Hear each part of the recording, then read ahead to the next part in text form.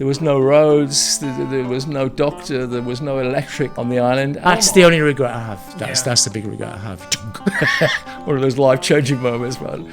Really? I was diagnosed with a type 1, low grade, never knew the grade, bladder cancer. Then I got angry. Way to go. I got really angry. Oh, you can see I'm not shaking, you know. Although it's been cold yet. You've got this rat poison, blue powder. And she's putting it in the hair and massaging it in. I'm like, I'm not sure that's... Welcome to Thailand. All right, so Steve. So I heard a lot about you. Your name precedes you. And like wherever I went, they were like, you got to speak to Steve. You got to go and see Steve on Comac.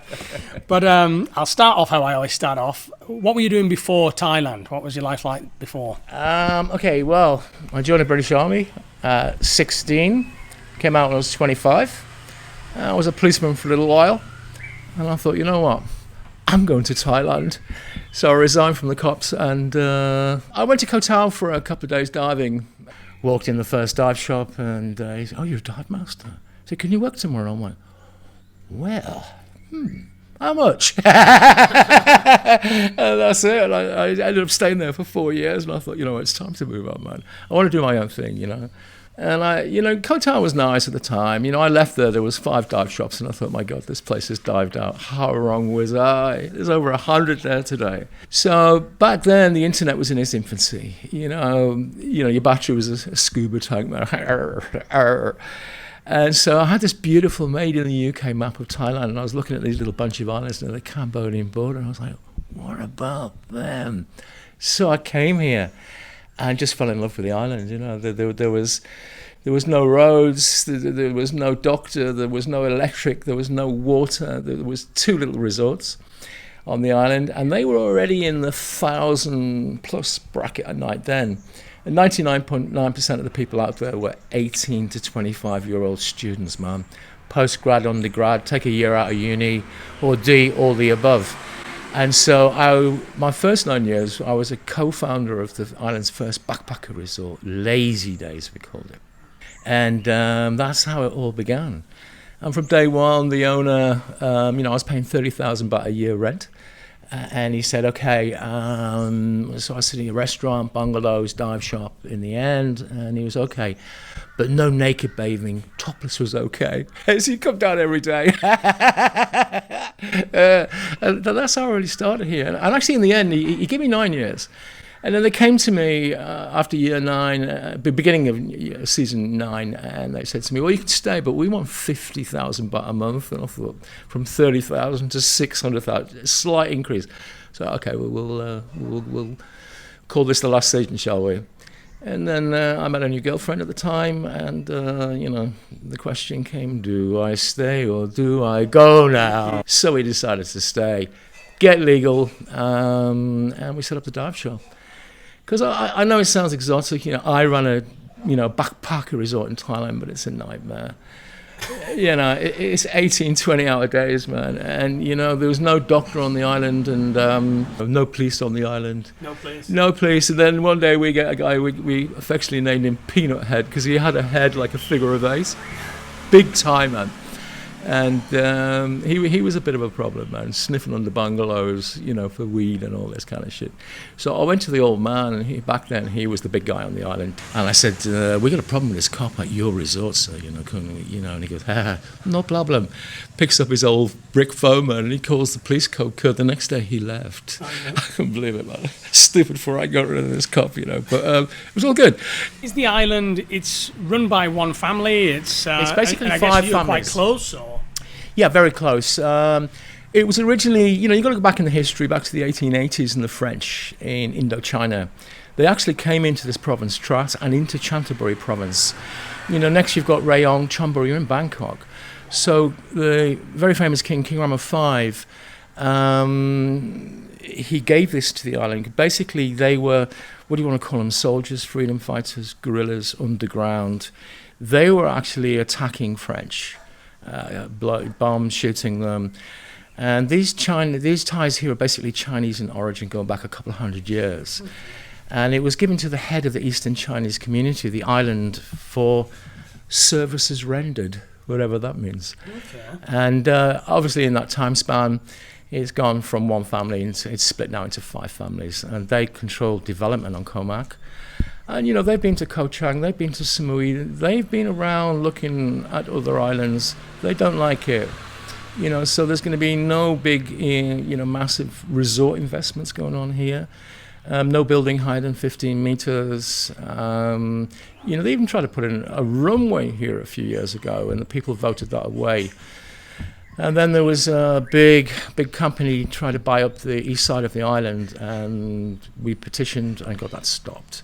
So there's not going to be any 7-Elevens, KFCs, McDonald's. None of that's going to happen, man, you know, which is nice. And they're trying to sell it green, clean, and family-friendly, which is beautiful. So tell us a bit about your psychology then, of somebody that likes to live on small islands for now 30 years. Yeah, what's the deal? Did you find yourself? Did you ever think about leaving, or you find? No, at all. No, it's just been my home. It's been my home for a long time, and I just love the place, man. You know, it's as the Thais call me. You know, I'm a Farang Thai. You know, well, Thai's not bad as well. I mean, it's busy every day. You know, we're running a very successful dive shop, and every single day on it, man. You know, and because sometimes you think,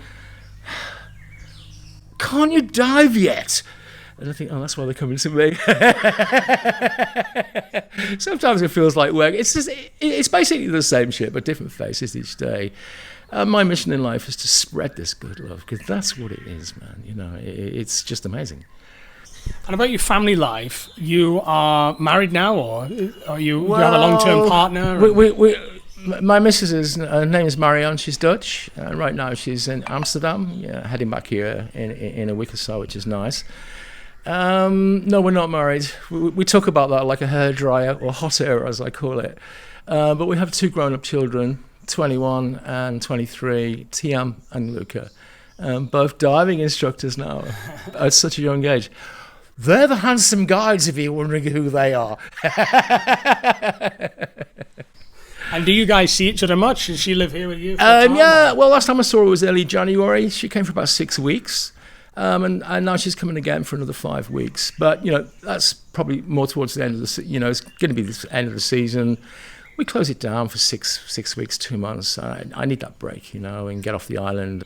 What do you think is a part that maybe some people, there's a misconception about this kind of lifestyle? Because for some in their life, they would look at this and be like, oh, that would be my dream to do that, to live on a remote island. I hear that commonly, actually. Oh, wow. But, you know, I mean, I wasn't born with this. This is something you want to do. This is Thailand, you know, and believe you me, anything you want to do in this life, you can do here, man. I really like that.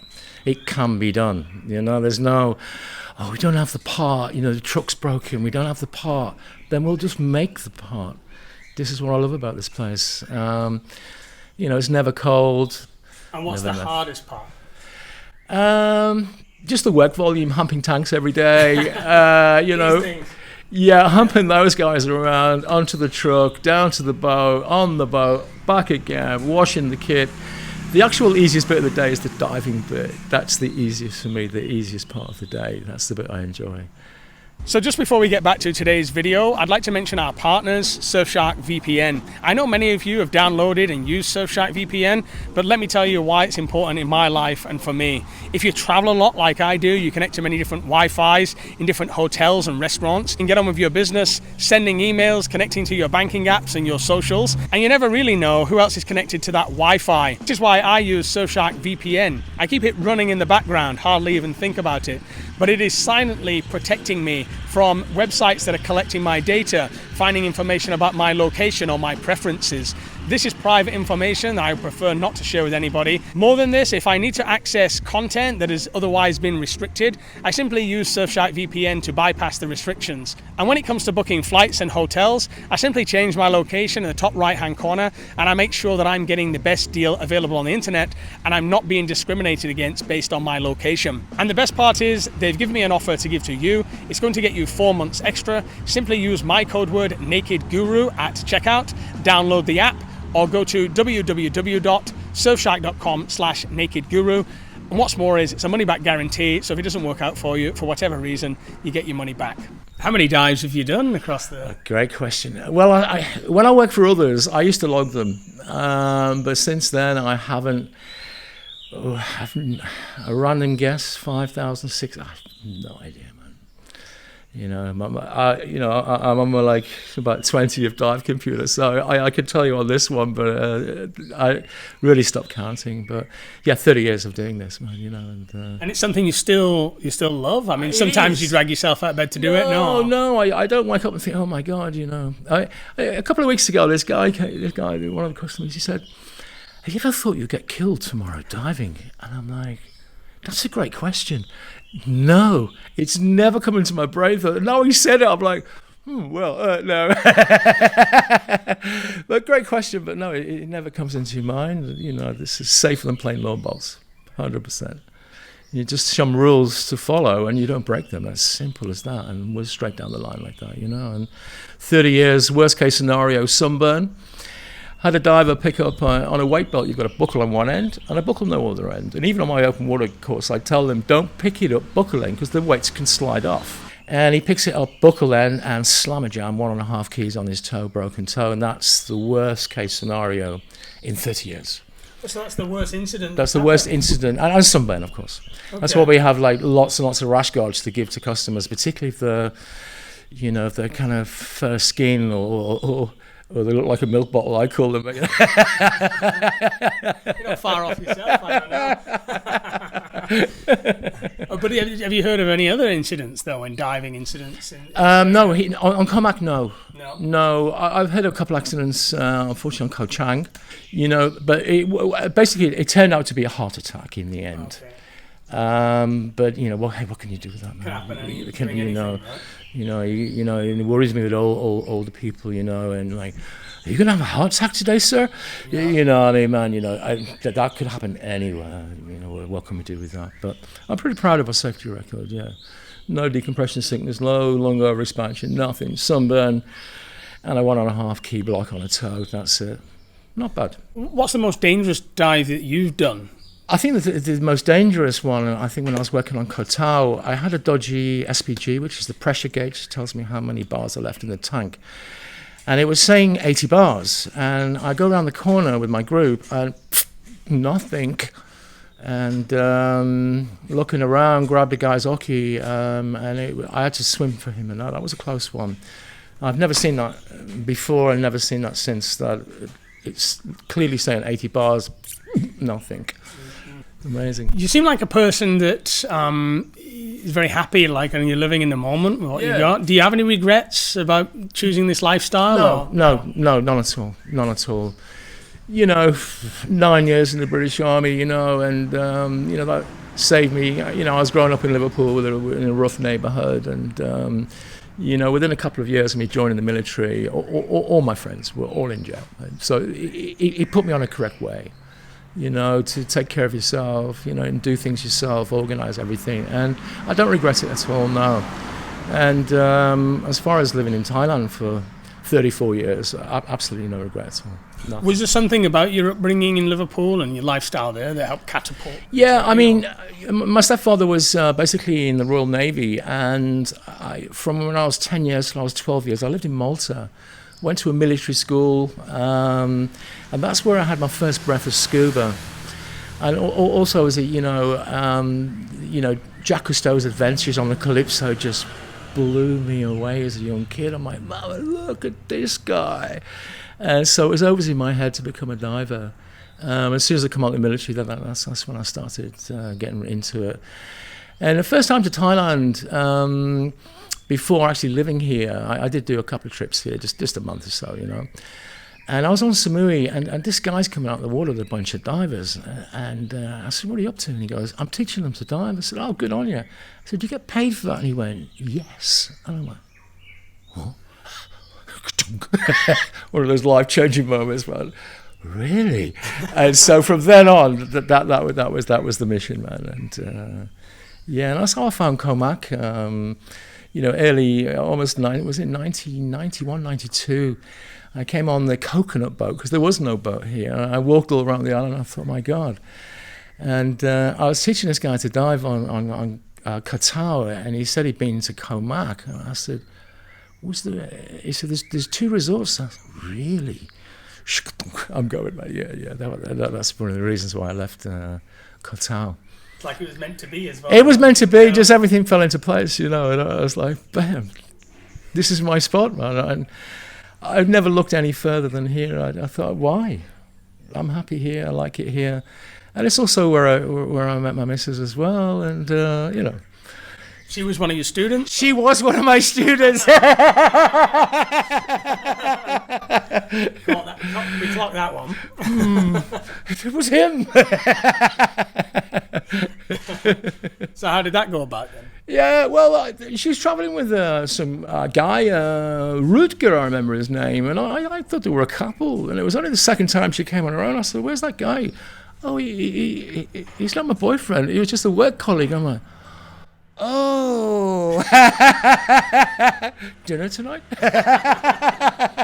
Yeah, that's how that one started, yeah. That was it? Yeah, that was it, yeah. And then we went to Sri Lanka for a couple of months and travelling around, and that's how we... How old were you then? My God, we've been together 25 years. I'm 64, so we're 40. Now, your military time as well, Yeah. did that teach you anything? Like, and is there any life lesson that was an important part of your life, or was it a bit of a No, blank I gap? don't regret it at all. Mm-hmm. It saved me from a horrible spiral back in Liverpool. And, I was hanging out with the wrong bunch of kids. Stealing. We were breaking into a pub roof. We broke off the roof and we were helping ourselves to beers and joyriding in cars and stuff like that. And I'm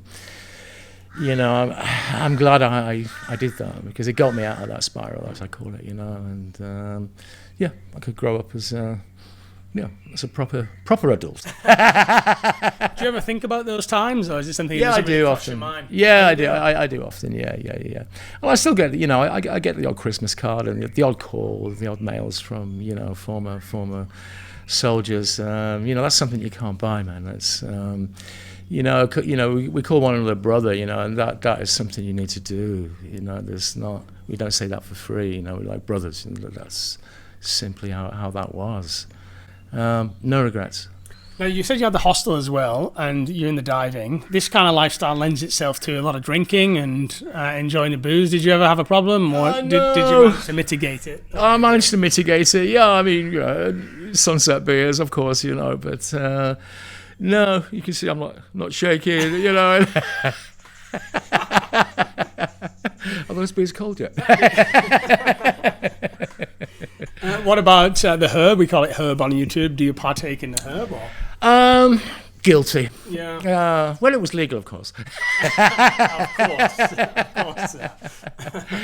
Yeah, it's. I mean, man, football hooligans. A guy goes out on a Friday night, gets shit-faced, comes back, beats up the missus and kids, and with the herb, as you actually call it. There's no problem, man. There's no fighting. There's no screaming. Everyone's just chilled, man. And tell me the dinosaurs weren't munching on that old herb back in the day. It's good for the dinosaurs. Good for the dinosaurs, yeah. I used to be a horrible cigarette smoker, but I packed them up 19 years ago. Now, on the island, in your time that you've been here, has there been any other serious incidents, serious events, or? I mean, of course, we had the little Cambodian, Thailand rumble in the jungle. When would that be? November time. And we could actually hear this ba-boom, ba-boom, I'm like, huh?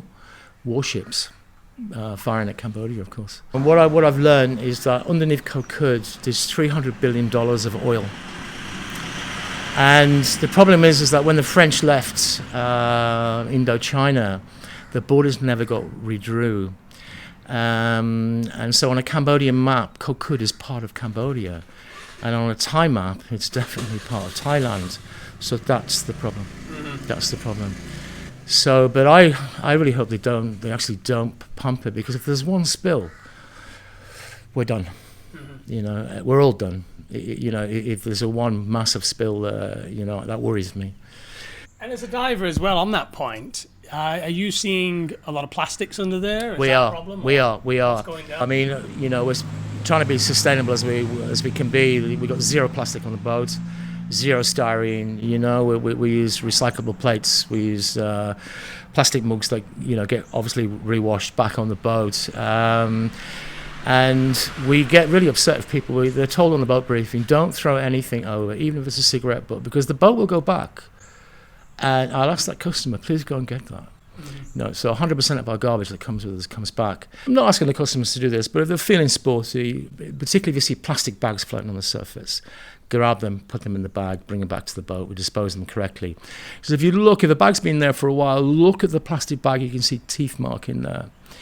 A lot of turtles, not only do they eat corals, bubble corals, etc., but they eat plastic bags. And the problem is with when the animals eat it, it doesn't kill them, but they cannot digest it. So they've got this perpetual feeling of being full. So they're actually starving to death. What a horrible way to go. So plastic, is Did you say it's one of the biggest problems? I would say it's one of the biggest problem we have here. Yeah. And of course, the mighty Mekong is in the top 5 of river polluters worldwide. Unfortunately, it's just education where the kids don't do that. If you go to the beach where there's no resorts, you will see a lot of plastic, unfortunately. But pretty much all of that is from the fishing boats. It's just over the side, man. Now, as for your life here over 30 years, did you learn Thai and do you spend a lot of time with Thais? Do you integrate with Thais? Yeah, of course we do. Yeah, especially when my boys were much younger. Young kids. They went to the local school, so we had Thai kids staying over the night here. The boys would stay over there, and of course with the backpacker resort, we had old Peng and To, bless them. They've both passed, but beautiful people. That used to just take them, especially my oldest boy, Kaz. They just take him away. Like, where's your kids, man? And then the boys, one of the boys got taken off, and they had like long blonde hair, basically down to the crack of their arse, man. And I'm no beach boy, man. And then one day at the local school, one of the girls got head lice, so they thought, I know what we're going to do. We're going to shave all the boys' heads. So the missus goes to pick them up and they're both bald, and she's like, what? I thought, hang on a minute. So one of the girls got head lice, so we're going to shave the boys down. That makes a lot of sense, right? Doesn't it? Is this the teacher that did this? Yeah. Without telling the parents? Yeah, without telling the parents. We're just going to do that. This is Thailand, And because there was no, actually later they did get head lice. So what my cookie Peng did, right? You've got this rat poison, it's strychnine, man, right? It's evil, right? It's this blue powder. And she's put it in the hair and massaging it in, and I'm like, I'm not sure that's... Welcome to Thailand. The logo for many years, Amazing Thailand, and it truly is amazing, this country, man. My God, yeah, love it. And what about family? Do you miss family back home? That's the only regret I have. That's the big regret I have. My old mama, she's still alive, and thankfully, I lost my father in 2014. He was 79, and I really regret not being there, living here. But then, that's what they want me to do. Wherever I was happy doing, they were happy as well. So, but I regret not being home so often. Easy to say after they're gone, isn't it? That's my bad. Can you still talk to her? Or? Yeah. Actually, I spoke with her two nights ago. Yeah. She calls all the time, I ask, vice versa, and I do go there. I'll try and get a week with her, So I'll go back to Amsterdam with the family, and then I'll squeeze in, a quick easy jet flight to Liverpool, 40 minutes you're there, man, nice and easy. Well, before this crazy war with Iran, you could get a €50 round trip ticket if you book it in advance. But I'm not sure about today. But I'll find out. Joys to come. But and Liverpool. Last time I went city centre with it, I can't believe all the millions that's been spent on it. Literally places when I was a kid, you wouldn't go there, man. You'd be lucky to get out alive. $1 million apartments at Albert Dock, all these spots, amazing, man. It's a city with a soul. And my mama likes going for the last beer, the pubs close at 11 in the UK, and 10 o'clock Saturday night, pub rammed. Find a stool for half a table. I'm looking around for this stool, right, and put it up on my head not to hit anybody with it. And the old boy at the bar goes, "Hey mate, fucking ruffle it. Where in the world do you hear that, mate? That blew me away. Yeah, that's beautiful. It's a city with a soul, man. So you don't look back on the UK and think, oh, it's falling apart. It's actually looking quite nice. Yeah, it's looking quite nice. I mean, I look at my blue passport nowadays and think that's my ticket out of here. But I don't want to ever live in the UK again. I go for visits. I'm probably one of the few tourists that go to Liverpool. But no, I'm joking. But I just go there to see family and friends, and it is a beautiful country. When you get out of the cities, man, it's amazing. And what do you see for the future now, Steve? Like for the rest of your days? What about getting older? And I'm 64 years old now. You're so quite healthy, though. You're in good shape. No, my plan is my boys take this over, and the missus and I disappear on a sailing boat that we don't own yet. That's been a lifelong mission, man. And all the pieces of the puzzle, the outline's done. We're filling it in now. So my plan is to do one more year, and I really want to go through more equipment maintenance, fixing regulators, compressor maintenance. So they're able to fix problems themselves without just leaving a regulator doesn't work hanging up or in a corner, that they can actually fix it and show them how to service it, etc. And then I think they're ready for showtime. And hopefully every month or so there's a little Bob comes, in the mail and wadikap, and meanwhile the missus and I disappear on a sailing boat. But let's see what happens with that one. And it's in the works, though. Do they want to do it? Well, we went sailing last year. A good friend of mine, he's also an instructor, a Swedish guy. We went to Sweden. We went sailing for 5 days to Bornholm and Kristiansand, amazing, in the Baltic. And it was a small boat, it's only like 9 meters. And of course, the head space is not massive. So she was cracking her head a few times when it was rock and rolling. And she's saying, you see that church spire in the far distance? It will be there in 3 months. And I'm like, mate, sailing's not about speed, it's about chill. And that noise of shh as it cuts through the water, it's amazing. So let's see what happens with the sailing boat story. But let's try her again with a nicer boat, maybe a catamaran, big cabin space. Let's see. Absolutely. And how's your health for it? I'm a survivor. I'm a cancer survivor. Oh, you are? I am. Oh, congratulations. Yeah, thanks you, sir. Yeah. My story started around 10 years ago. All right. I was diagnosed with a type 1, low grade, never knew the grade, bladder cancer. And bladder cancer. Bladder cancer, okay. Yeah. They put a camera inside there, and I always thought cancer would look like this Black Death star, all pus and green, and actually it looked like an anemone. With a saline there, it was moving like an anemone, just missing Nemo inside of it. And I thought, wow, that looks beautiful. Quite ironic. Yeah, and that was 10 years ago. So I did 3 rounds of cocktail of chemo. My God, I can multitask, especially when I'm filling tanks. I can do 20 things at the same time. I couldn't even do one, man. What a brain fog, man. And man, what an evil chemical that is. And then my surgeon wanted to. He said the only way to get rid of this is to take the bladder out. My oncologist, I did not realise, was a world-class oncologist, and his speciality bladder cancer. He called me. He said, "I've got another idea." He said, "Have you ever heard of chemoradiation?" I said, "No." It was 1 month long, compared to a lifetime of no bladder, mate. And it's not just a bladder, prostate, sperm bag, the whole lot. Yeah, They give me a 50-50 chance of keeping the prostate nerve. Otherwise, that's the end, sir. So I thought about it for about 5 minutes and went down the chemo. I went down the radiation road. So I got this PICC line in my arm here, through the veins, and you can actually see it. They've got like a baby scan. You can see it going through the veins, man. And it was like, whoa. And coming out the right-hand side of the heart.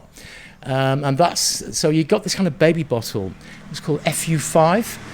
And it looked like a double-ended condom, if you like, but it slowly released over 5 days, and that didn't make me feel bad at all. And the radiation just made me feel tired. I got no burn marks, I got no blisters, and I'm 3 years going back to the UK now for thorax to abdomen CT scans, and so far 3 times negative. So I've got another one coming up in August. And I feel great, so I'm sure there's nothing there. I'm tired, of course. So we're working every day, man, at my age, Yeah. But But I've got no, I'm not weeing blood or anything like that. There's no other effects that I notice. And I would suggest to anybody 40s or more, just get a check, man, once a year. In the UK it's free. In Thailand you can get this done for 20,000 baht, for example. And I'm scaring anybody, but the only door is early. And unfortunately, this year we've lost a few dear friends. We're on diagnosis of type 4. I mean, bro. Too late. Nothing you can do with that, What did it teach you, before the diagnosis? Were you taking life for granted in some way? Yeah, probably taking life for granted, yeah. Taking life for granted. It was a game changer. It was a life game changer. I'd already stopped the cigarettes. I'd have been about 15 years not smoking cigarettes. And the doctor's saying, so how many packets a day do you smoke, Steve? I said, well, I haven't smoked a cigarette in how many packets cigarettes? Just bam, instantly. I said, if you knew the answer to that, bro, you'd be a trillionaire living on your island, It's a game changer, eating habit different, lifestyle different. And, my boys were just like 13 and 14 at the time, and I was like, that's tough on them. I never thought about myself, I thought, well, the missus she's young enough to move on, but the boy is no father at such a young age, and for about 2 weeks, you're just in this hole, man, It's like the diagnosis day is the worst part of the whole thing. It's like, this Thai doctor, she said, well, the good news is the urinary tract infection's cleared up, which I never had. But a little bit of that. And I thought if she'd hit me with a sledgehammer, I'd have taken it better, That was the worst day. So I was really in a hole for about 2 weeks, man, just like, I'm a dead man walking. Then I got angry, way to go. I got really angry. I was like, try me, bitch, bring it on. So I went into the whole, the chemo, the whole brutal treatment with a very positive, angry man attitude, and I think that really helped. Oh, it helped? Yeah, I think so. Well, for me personally, it helped, but I would get angry about it and try me. But early is the way forward. Mm-hmm. And now you're at the other side, so... Yeah, I've still got, another 2 years to go, but I don't want that to stop. Do you think you take life less seriously now? Or? No, I think you enjoy it every day much more, because you realise that, my God, everyone thinks you get cancer, that's it, you're done. But no, you're not done. Be positive, fight it, man, and be angry. I didn't realise anyone could be cured from it, and yes, you can. I'm not talking about, 30, 40 years ago, a different story, or even 20 years ago, a different story. But today, don't give up, man. Yeah. All the way. And if people want to find out a bit more about the place, Comac Divers, where do they go? ComacDivers.com. Yep, come to Comac. Open waters, we can from open waters up to dive masters. We are PADI 5 stars, so soon we'll be doing instructor courses here. Well, thanks for sharing your story today, Steve, of your cancer, of your life here on Comac. Really appreciate your openness. You're welcome. Right. You're welcome, Ron. Cheers, mate.